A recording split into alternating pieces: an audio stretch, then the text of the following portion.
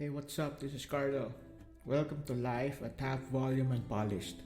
Solo podcast, walang script, hindi malinis, totoo lang. Just thoughts about life, the small battles and the noise in our heads. If you're okay with the slight edge, a little distortion and real talk, you're in the right place. Let's get into it. Life. Minsan, di mo talaga makontrol. Gagawin mo lahat ng kaya mo, pero may mga bagay na bigla na lang babagsak sa'yo. Para sa akin, work, financial struggles, at stress sa buhay. Lahat dumadating sabay-sabay. I remember merong week na waking up early, trying to tackle work tasks, emails na parang walang katapusan, bills, patong-patong. Tapos may unexpected expenses pa. Minsan, feeling mo wala kang control. Parang nakatali ka na sa chaos ng mundo. Pero natutunan ko, hindi kailangan perfect. Hindi kailangan full volume.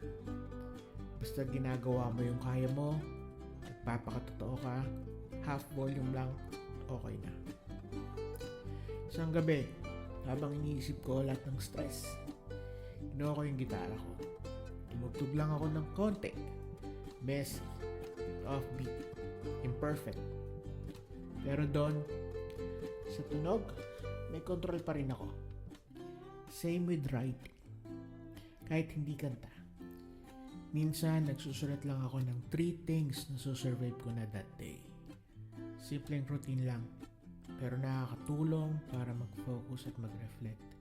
Half volume effort, pero may effect sa akin. Everyday battle yan, pero surviving, showing up, at sharing your thoughts.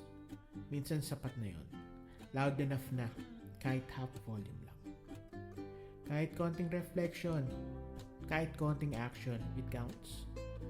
Kaya itong point ng podcast na to, small battles, raw thoughts, noise na pwede mong marelatean.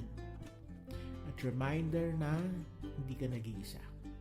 Kahit half volume lang yung effort mo, kahit imperfect yung araw, may impact pa rin. Parang riff sa gitara, kahit hindi malakas, ramdam mo yung vibe. Sana kahit konti, nakatulong yung episode na to para ipaalala ko sa'yo na kahit small, kahit messy, sapat na yung nagawa mo. Loud enough na yun. That's it for today. Hindi lahat malinaw, hindi lahat tapos, pero tuloy pa rin. If something connected with you, salamat sa pakikinig. If not, all good. This is Life at Half Volume Unpolished. I'll be back with more thoughts, more noise, and more life.